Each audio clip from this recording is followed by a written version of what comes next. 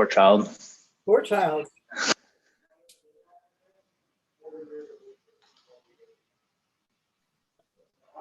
We're live. All right.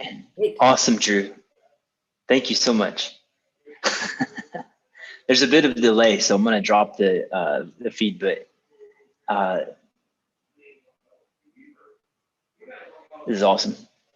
Well, everybody, welcome to the first edition of Ask Me Anything with the amazing Peggy Schaffer, who's the Executive Director of Connect Maine. Peggy, thank you so much for making time to connect with us today and for all you've done to help with connectivity in the past. And very excited to get to hang out with you for a little bit of time. And there's some really wonderful questions that folks have teed up. So it's a great time to be a state. It's a great time to be a state in broadband.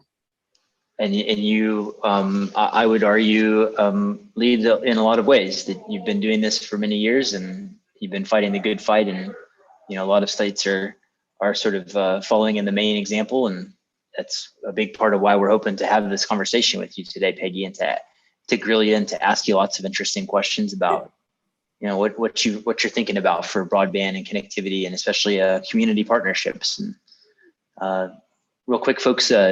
Special thanks also to Drew Clark, who's on the call and who's helped to set this infrastructure up, and who's done many hundreds of these types of events and is a master of them.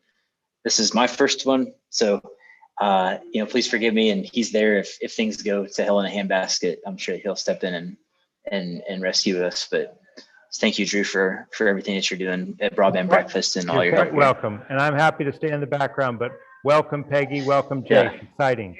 Yeah, and Drew, there is a child in the background. I don't know what's going on there, but not in my background.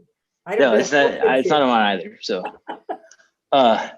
and Drew, is there a way to share not just the screen but also Peggy, so that folks can see Peggy as well? Is that at all possible with this contraption? Because we were hoping to sort of share up the screen, and folks that are following along, if you're at the event page and you're logged in, if you want to ask Peggy any questions, or if you want to weigh in on questions that are asked, this is an interactive format, okay? So please do weigh in, and please also bear in mind that it's a web page, and we're all here doing our best. So any smack talkers, go to different forums and do your thing over there. So with that being said, let's jump in real fast. And Peggy, we've posted your background and some of the work that you've done for Connect Me.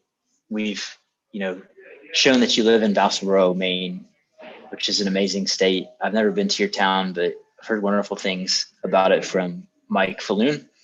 And I'd love to know, Peggy, if you could just start us off with a quick background of you and your career, and in particular, why are you working in connectivity? What drew you into connectivity, and why are you still there? Because you've been doing some really great things for many years. So I actually come from a background of community organizing. I worked for the Girl Scouts for a while.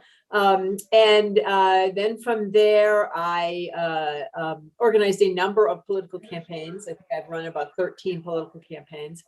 And as a result of that, I ended up working for legislators in the State House. I worked in the Speaker's office and then the Senate President's office. And between there, I worked for the Department of Economic and Community Development, lobbying for the department. And what sort of always motivated me was this idea of how we create a more equal society, right? How do we raise all boats? How do we bring people together, and how do we make sure people have the tools they need to be successful? And there's lots of ways you can do that. Economic development is really one of the ways states go at it. Education, but when I was working for the Secretary of State's office in Maine, I was the small business advocate, and I had a small internet service provider, GWI, come to a meeting and begin to talk about the problems they were having with particularly pole attachment, quite frankly, around connectivity. And so I began to get engaged in broadband. That year, we brought forward a bill that changed the Connect Maine Authority and gave them the ability to do community planning and then created a Maine Broadband Coalition. And I was the default director or head, unpaid, of the Maine Broadband Coalition for a number of years. We got very deeply engaged in how both policy pieces, how we change policy to make sure broadband worked, as well as the importance of the community voices that you really need to make broadband work. When we got a new governor, I became the director of the Connect Maine Authority in 2021. Sorry about that. In 2019. And so Connect Maine has been around since about 2007. We have a small amount of money, about $1 million a year, mostly based on a fee and landline. So it's kind of a declining revenue source. And we have two basic programs. One is an infrastructure grant and one is community planning. And that's on $1 million budget a year with 2 staff, 2 grants. I mean, you're not making a lot of progress. And then, the pandemic happened, right? And it was that whole thing. For people in broadband, it was sort of a silver lining, right? Because the things that we have been talking about with communities about the importance of broadband and what it brings to your communities suddenly was brought front and center. And that the pandemic, as bad as it's been, has changed the universe around broadband. It's changed community conversations. It's moved them faster. It's changed funding streams. Before, we were all fighting for little bits of money. And between last December and whatever package passed last December, up until the Jobs Act, which just passed this year. So in 9 months, the amount of funding coming to broadband is mind-blowing, right? So the infrastructure, the package last December included $300 million for a broadband program through NTIA, which they're in the process of deciding right now. And then they all have acronyms. The American Rescue Plan included money for states and towns and counties. And one of the activities that could be used, you can use it for, is broadband. Many states put money into broadband, and Maine has put about $21 million of that money into broadband. Also in the American Rescue Plan project is a fund called the Capital Projects Fund, which is being run through Treasury, which is $10 billion going directly to states. It's a cartoonishly large amount of money, right? Yes. Well, for us, for state of Maine, so we've had $1 million a year, right? 2 years in July of 2020, we passed a $15 million bond. First big funding we ever had. We were like, yay! The capital projects money is $128 million. So 15 million, 128 million, plus the 20 million the governor put in. So those 2 projects alone, we're looking in Maine at $150 million, which is 10 times more than we'd ever gotten before. And we'd only got a year before that. So it's a significant change. And then the jobs and infrastructure that they just signed on Monday, every state gets a guaranteed $100 million, right? And then the rest of it is dependent on how the FCC does the maps, which will probably be sometime next year, probably more like 2023. And there's a formula in the law, and that dictates sort of who's going to get the money. But if you think of it this way, $10 billion in the Capital Projects Fund, and Maine got 128 million of that. California got 550 million of it. Then you times that, 42.5 is the next chunk coming into states. And that's 4 times what we had before. And so states are probably going to have 4 times, more or less, 4 times what they have right now in the Capital Projects Fund. So for Maine, that could mean $200-300 million on top of the one. So it's a significant amount of money, right? Significant amount of money. Important thing is that it shouldn't change how we work. Should change the pace of how we work, but it shouldn't change how we work. It shouldn't change our drive to bring fiber to people's homes. It shouldn't change our interest in community planning and community voices in these activities. All of those things need to stay in place, right? Because those are the underpinning. We can't really take what we've learned, throw it out the window because it's stupid. We've learned a lot. We should just continue on these kinds of paths. but it opens up new opportunities, right? New money means new opportunities. And it's a way for states to really begin to think a little differently about how we fund these things. Is there a role for private capital? Probably not everywhere, because some of these areas that we're trying to serve in states are like very rural. But is there other places where there's private capital? Are there ways that we can bring better service to inner city areas? I say that we said that in Maine because everybody's like city, but to inner city areas that have Inner city Portland. great reception, right? Is there ways that we can do that will Everywhere? So those are all the challenges states are looking at on a regular basis.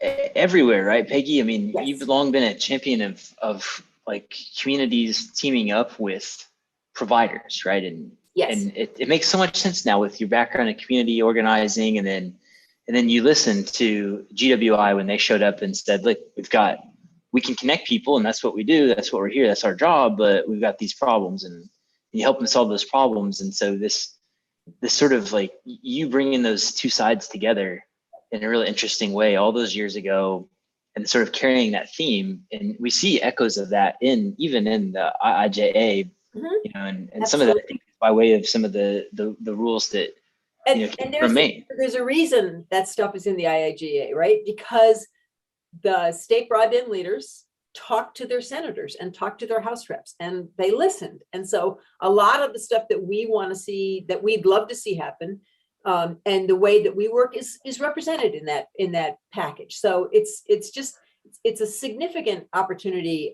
for states. And I will also say it's a huge shift in federal policy, right? Before, all of the money mostly went through the FCC.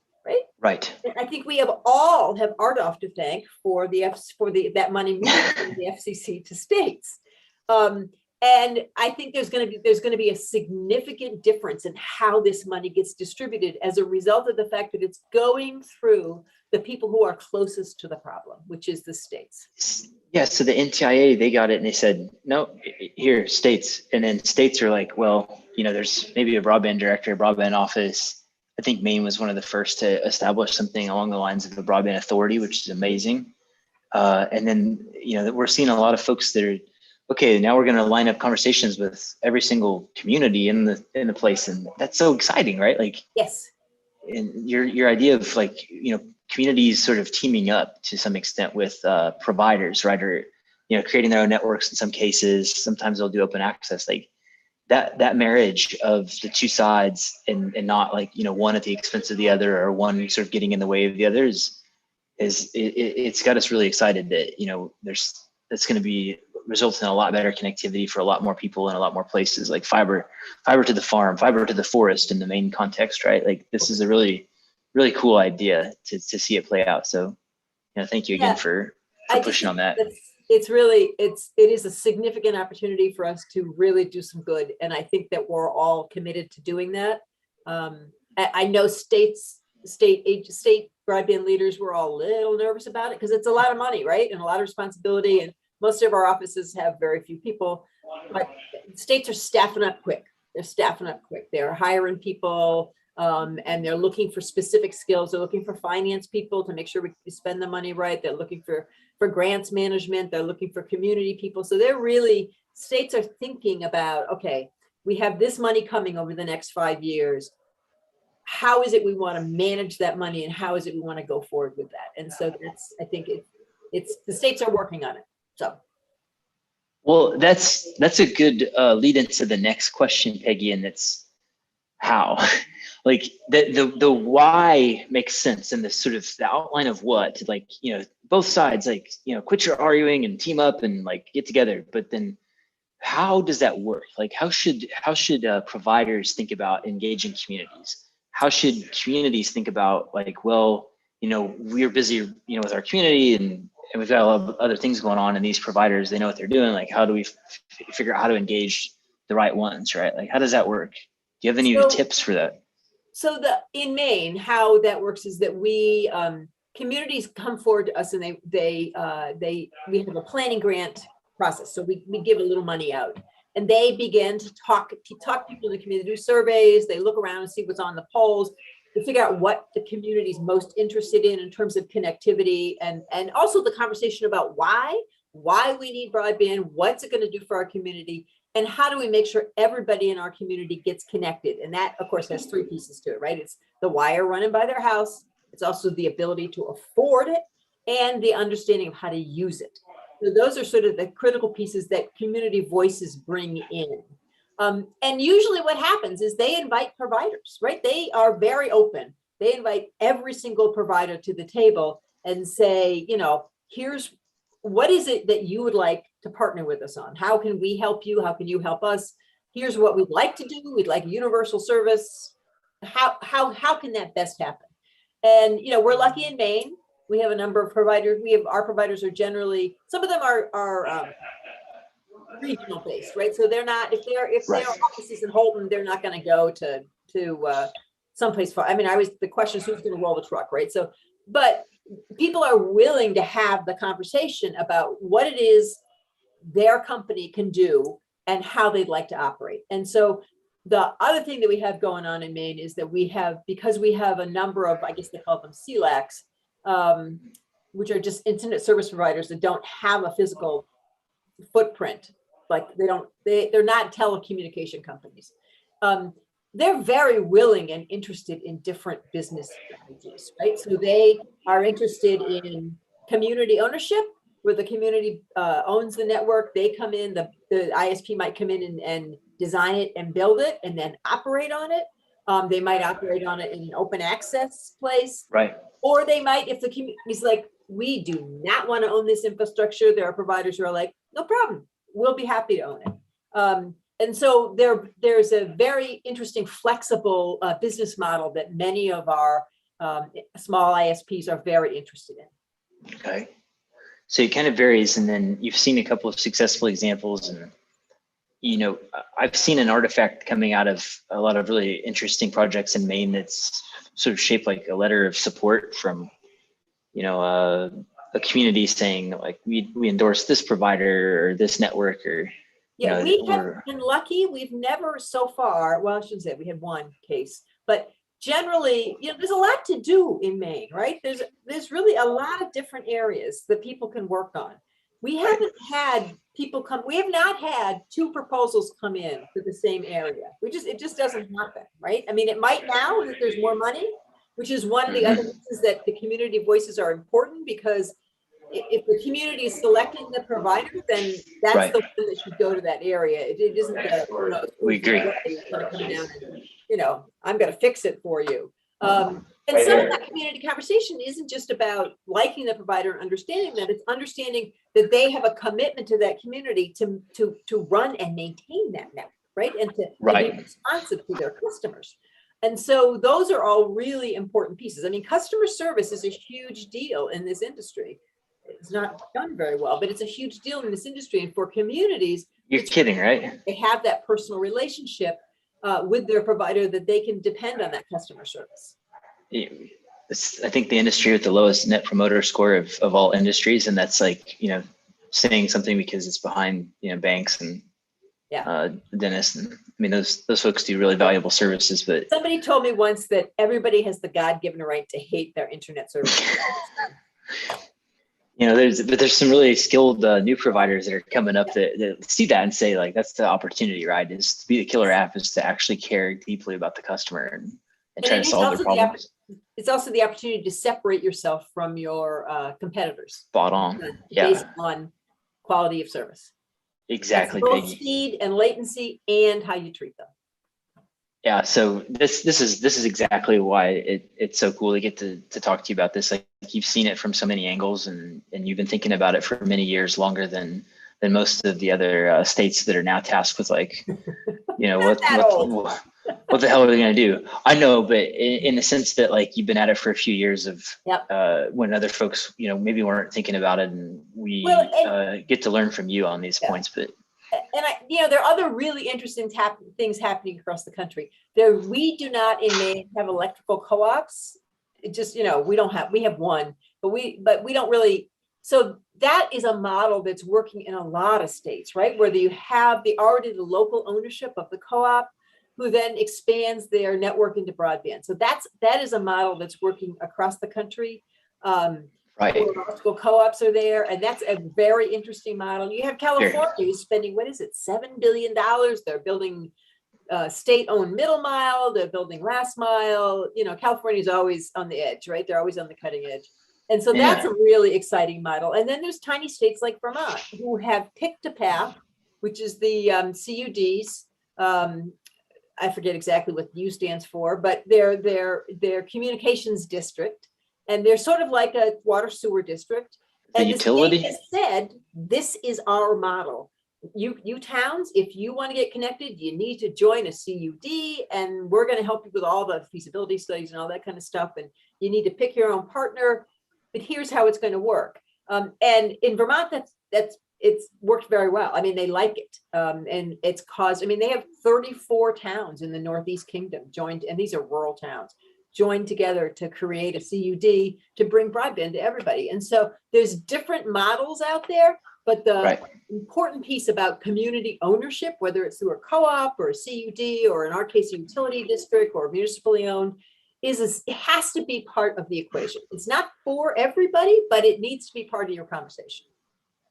Okay, this is awesome, Peggy. Thank you. And folks that are tuning in, like it's a big part of the upcoming programs, and you got to get with communities. You can't ignore the communities, and we already kind of think of it as something like an anti-incumbent mechanism where incumbents had many decades and many billions of prior programs that could have connected all the folks, and it would have done away with the need for another set of programs. Like you said, Peggy, early in the call, like these numbers are very large. They're 10x in the case of the programs you mentioned, and probably 10x still that coming from the IIJA funding, and that anti-incumbent mechanism is, well, you kind of screwed a lot of people over, and it's going to be really hard for you to get a letter of support from this community. So thank you for making that into the model, and all you did to champion that and help folks understand, because we see your work and influence in what these programs are doing with communities. And it brings up another thing that I really want to talk to you about, Peggy. You touched on something in a prior combo we had, and it kind of blew my mind. You were thinking about, you want to make the most of the money.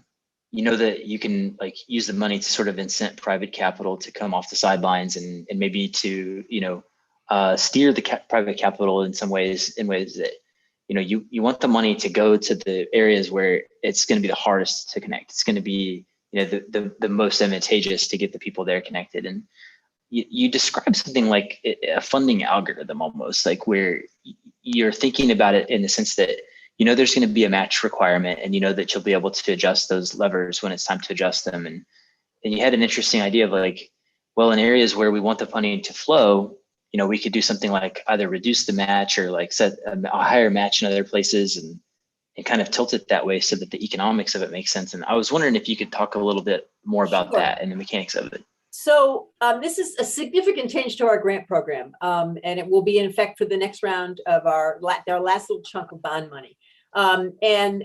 What we are doing is we are essentially, we've stolen it from a whole bunch of places, right? So the NTIA broadband infrastructure thing, they had essentially priorities, right? So they had priorities of where they want the funding to go. And some of those were set by Congress. So we took the idea of, okay, this is an interesting idea. Priorities, where do we want the funding to go? And in Maine, we want the funding to go to the least best served. So the people who have got the worst service. But we do totally understand the way this network and most networks are wired is that you have to go through the willies to get to the wags. And so this is maybe a Mainerism. Right. You have to go through some not so badly served to get to the really badly served. I collect Mainerisms, right? So I wrote it in my journal for Mainerisms. Willies and wags. You have to go through the willies to get to the wags. And so you want to build a network, and you want to make sure you're bringing universal service. And it's not really fair to go to the people with less than 25.3, and then the people before that who have, maybe 50.10 or maybe just slightly better, to leave them out of it. So what Right. we're doing is our grant will pay for all of that. We'll pay for the whole building, but we're going to weight in your grant application heavier the more locations you're serving that are less than 25.3. So and we're going to weight it on a per location basis. So it's not by grant, it's by per location. So we look at when we boil this down and look at it, your score is going to be based on the number of locations you serve and the cost per location. But that cost is weighted so that you're going to get a higher score if you serve more people with worse service. And you're going to get a higher score if you're improving service by a lot, right? So if you're going, so the quality of service you're bringing is going to give you a better score. And also we are weighting a little heavier the community contribution to this activity. So there's levers in there to encourage what we would like to have happen on a policy basis. So it's not just come in with your grant, we're going to look at what it costs per pass. And then, if you have the biggest match, we're going to give you the money. Because what we've discovered is that's nice. That leaves orphans sometimes, and orphans are really hard to get back to, right? So we want to make sure we don't leave orphans. And the other thing it does is it really doesn't allow you to emphasize where you really want the most of the state or federal funding to go, which is people with the worst service.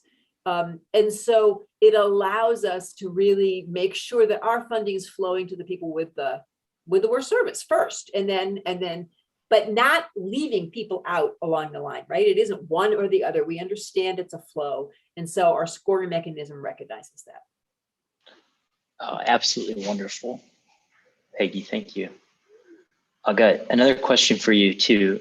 And it's not quite a follow-on to that, but you brought up a mannerism, and I'm in the business of collecting mannerisms. I think that there's some of the great turns of speech in the history of the English language, mostly English language. And so we're going to deviate a bit because you're a Mainer for life, right? Like you grew up in Maine. No, I didn't. I grew up in Connecticut.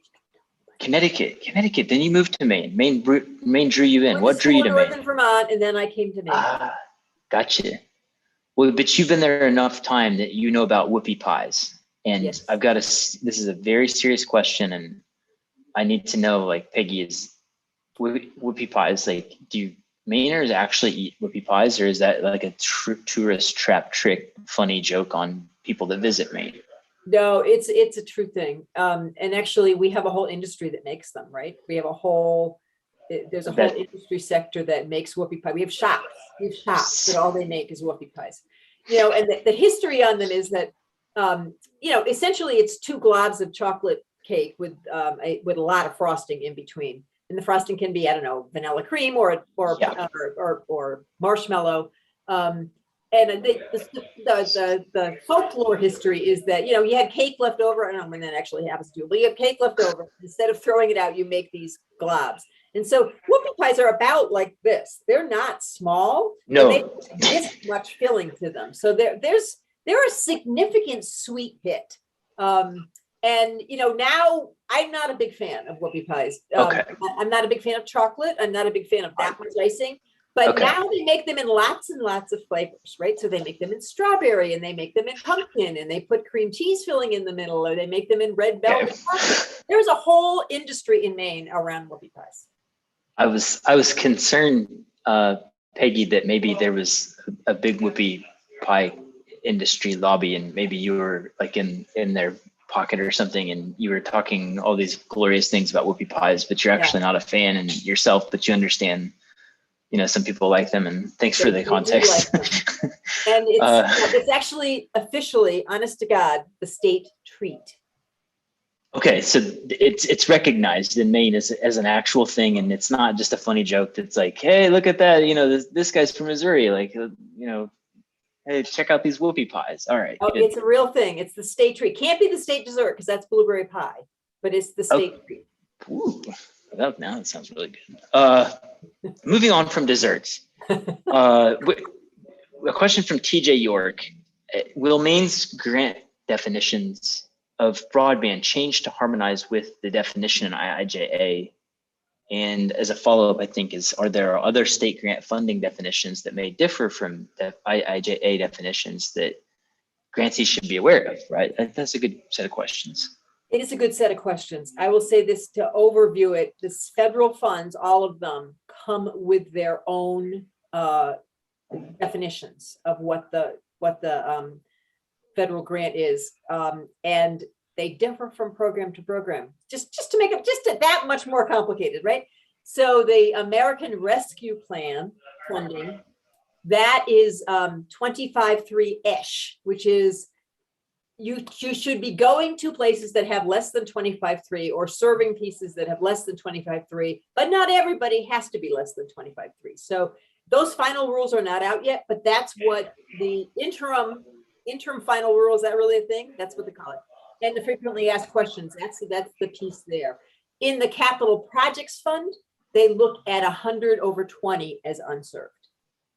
Yeah. Then, so every little definition, and it's not necessarily that Maine has to adjust its thinking about it to IIJA, but people should be aware that. right. And Okay. the IA, whatever it is, it's going to have another BEAD. called I think it's BEAD now. Broadband something or other program through NTIA. That program, the way that is written is that the first priority is 25.3, and you have to say you served all of the 25.3 in your state, which is a problem, right? For very rural states, serving everybody is a problem. So you have to serve all 25.3 before you can go to the next tier, which is 100/20. So it does allow, as you fix the worst served, it does allow you to move to the least worst served, right? But I think that's going to be the trick in the NTIA rulemaking, is recognizing that sometimes you need to, like I said, sometimes you need to serve the people who have got like service of 50/10 or 100/20 to get to the other people, and it really has to be a network. So that'll be the trick of how NTIA works that federal language. And states are wise, because that funding requires a 25% match to save their American Rescue Plan money and maybe some of their capital projects fund money. Oh, interesting. They can use that, right, for the match component. It's actually in the legislation that you can use that. And the capital projects fund money will pay for those locations that are 100/20 if the infrastructure money will only pay for the 25.3. So we're really going to have to, all of us are really going to have to think about how we use these funds, how we layer them in a way that gets to where we want to go. Oh, that is spot on, Peggy. And that is a really natural seg into the next question from Ahmed, who says, he asks, what is the best way for applicants to keep track of who's been awarded the money? And I'm assuming he's meaning also from prior programs, and then, where they're planning to deploy networks, right? Because at this point, you've got, what do you have? There's still some work to be done on CAF 2. Yeah. RDOF is starting to really come out in tranches, and that's $9 billion total, and then you've got ARP that you mentioned, and then you've got the Treasury program that you mentioned, and then the program that comes along and is more than the sum of all of those other programs combined. So how do we keep track? So most states are not going to build over RDOF areas. There's federal funding there, and they really don't have any interest in building them over, right? There's a time frame for that. That's going to happen. Most states will be looking at how we enhance that RDOF money.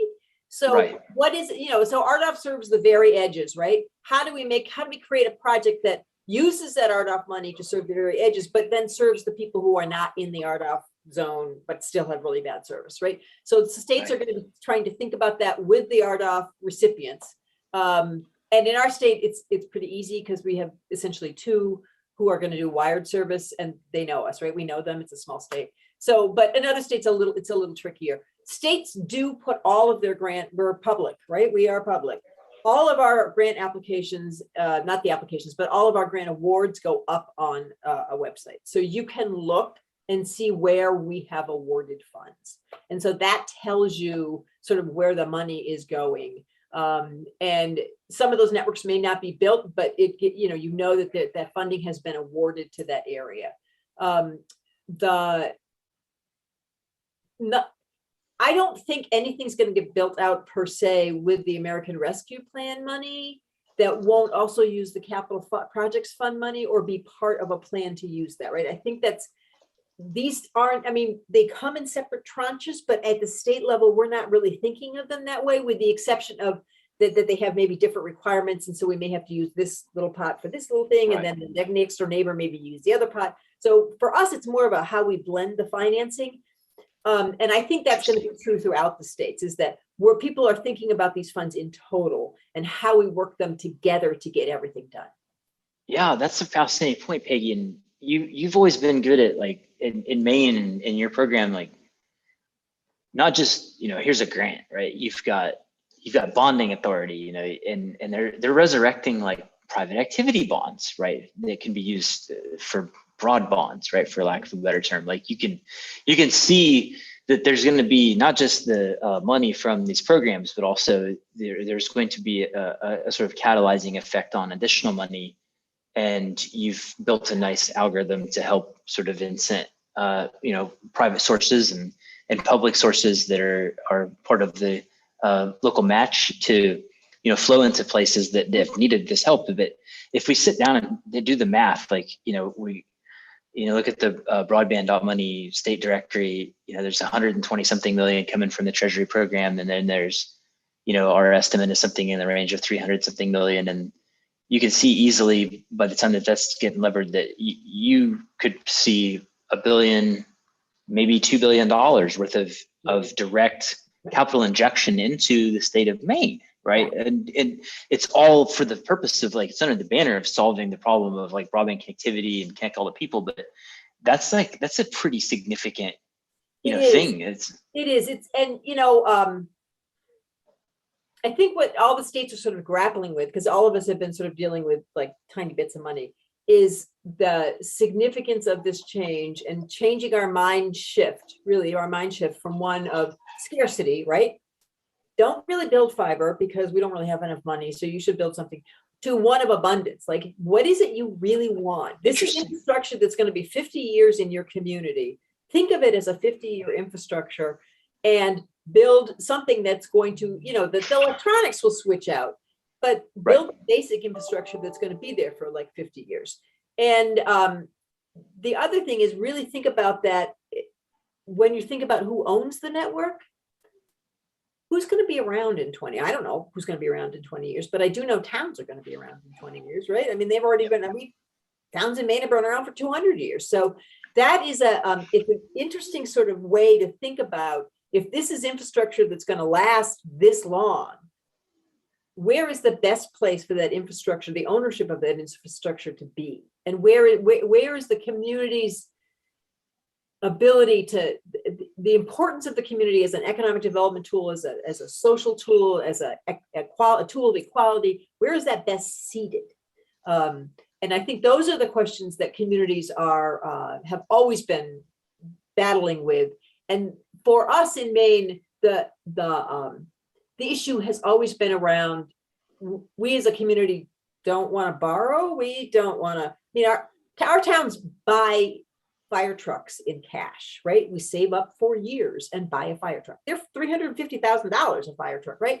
And so we don't like to borrow in Maine. I don't know that any other states or any different than us. Our towns are very conservative about their property tax base. And so this new money can change this conversation, because before it's been about, we're not paying for it. And now it's about, well, we don't have to pay for it all. We can pay for pieces of it, and other funding will help.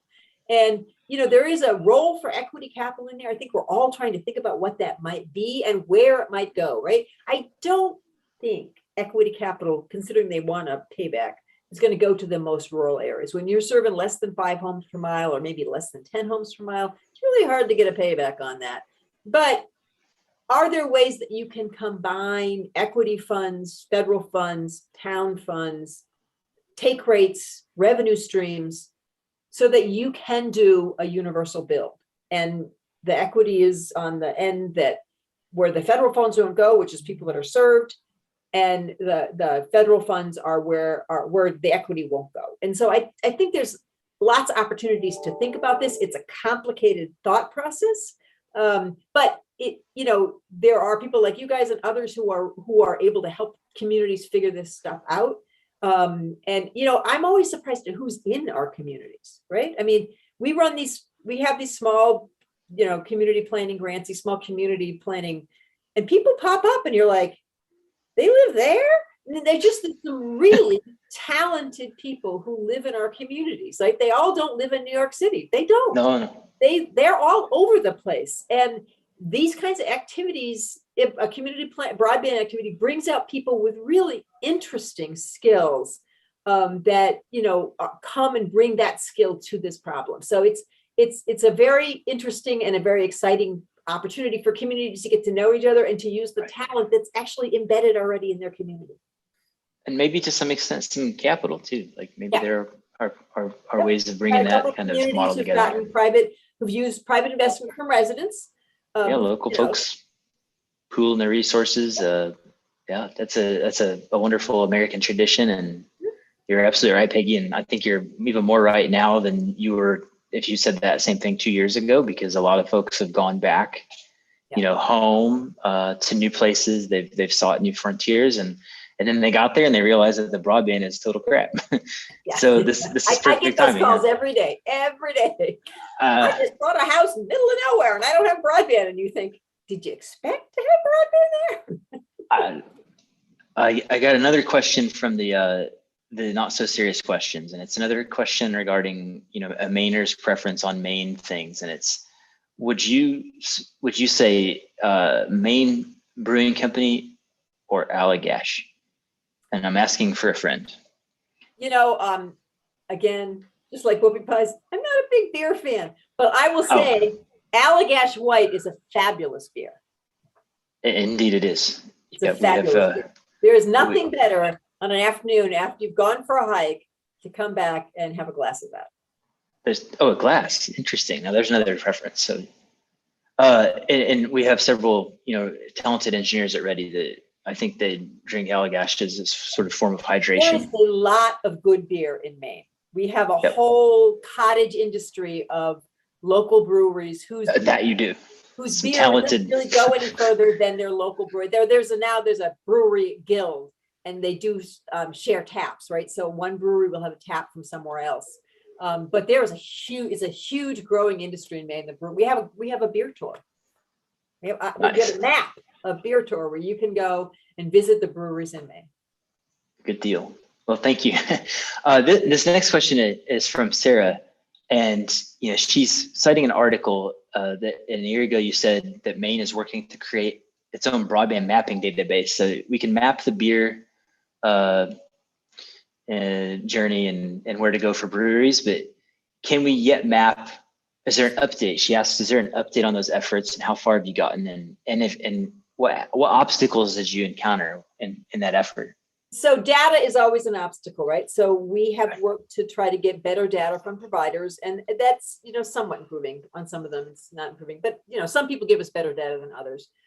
But so we last year in January put out an RFP and got and hired Vetro Fiber, which is a Maine-based company, to do a new thing for them. They've been working with ISPs for a long time and developing a really interesting platform for ISPs to both figure out how to build, the cost of building, and then afterwards to sort of monitor their network. And so they came to us and said, they came and said, we have this idea. We'd kind of like to figure out if we can use our platform to help states. And we said, okay. And so we put on RFP, and they were the only bidder because it was pretty complicated. And they have been building this broadband intelligence platform for us.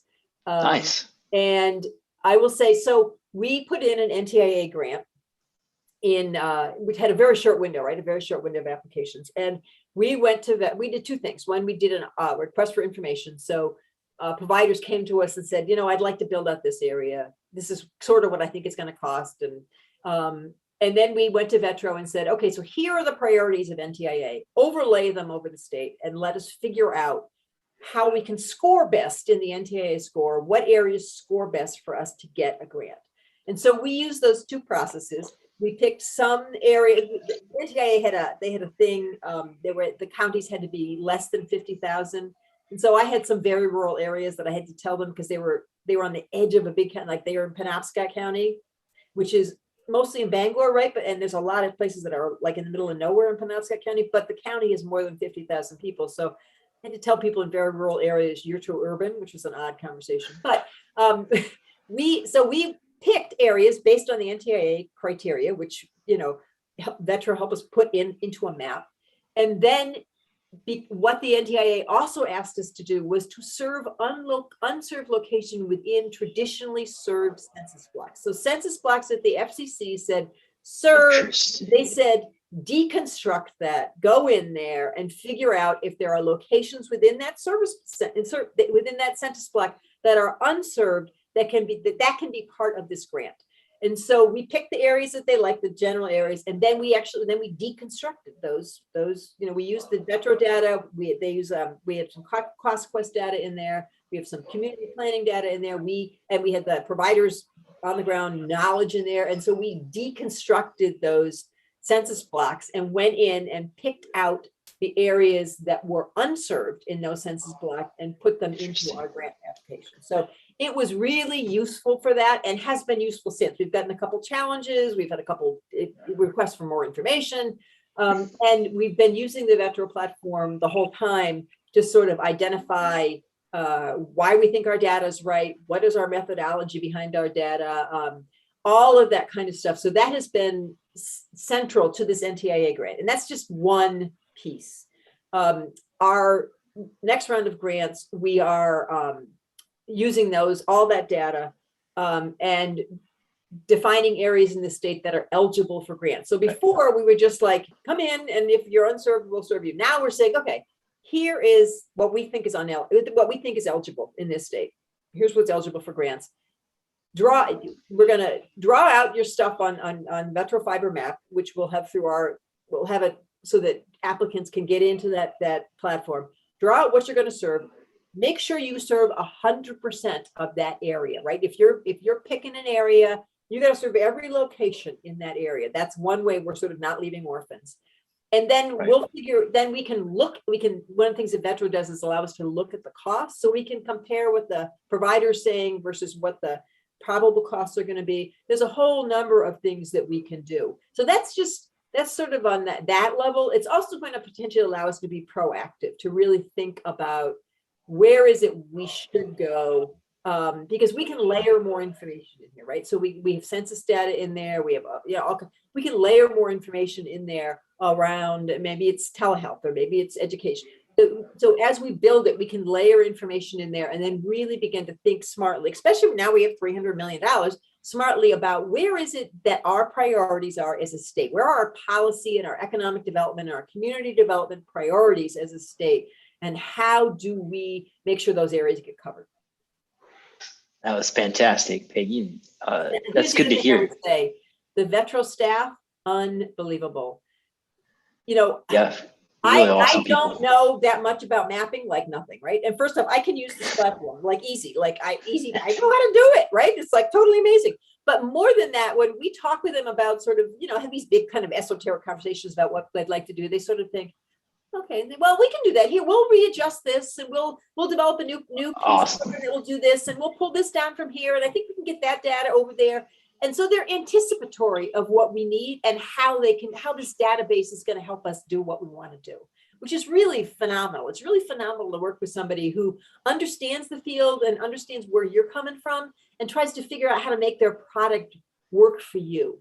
So that's spectacular. That's an outstanding company, and that's great that you're partnering with them to offer something that I think most states are going to be a little envious of, so that's really cool to hear, and especially at the sub-census block level, because that's cool to blow the census parts. I don't know how they do it. You blow them apart. That can be a lot of areas. So put them back together. It's really pretty amazing.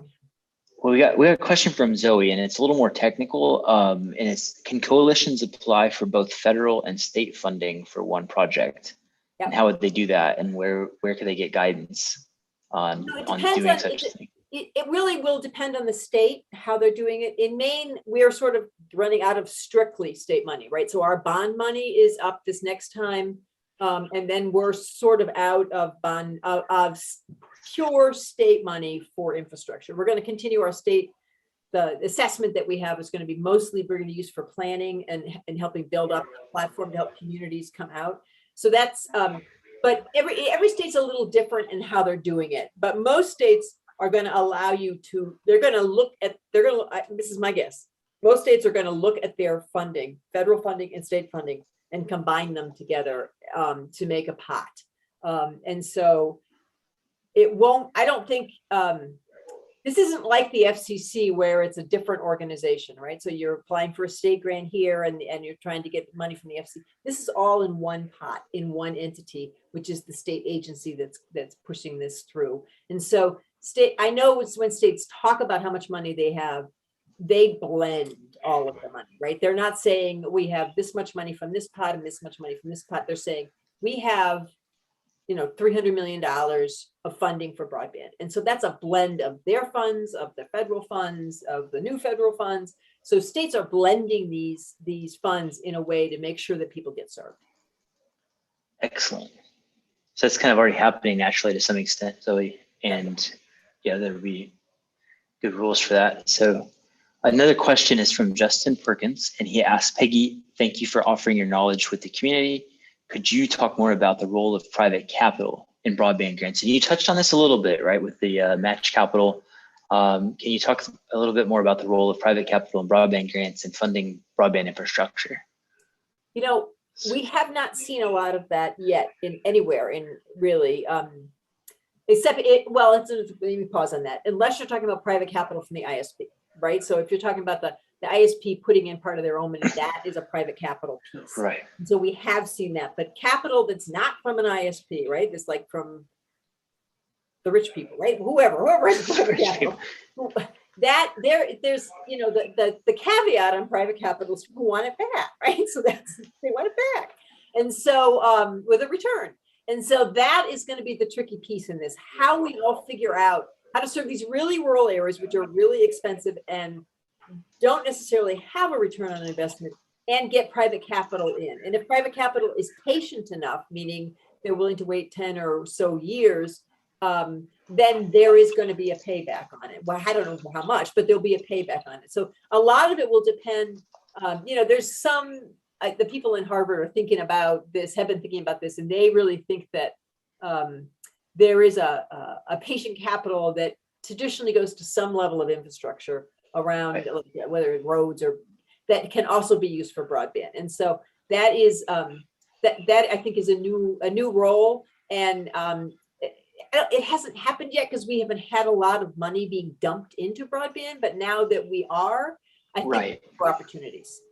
That's a great point, Peggy. It's historically not been very big, and it's happened in pockets, anecdotally on case by case basis, and it's heavily been through private equity looking to purchase parts of private operators. And this new money that's coming in, it requires, right, that there's match capital. And you had a really wonderful thought earlier, Peggy, about the idea of leveraging and using some of the existing money from ARP and potentially some RDOF winners that can use our prior RDOF funding as their source of match capital to unlock grants. But you're right that it's a very different landscape from what has been historically.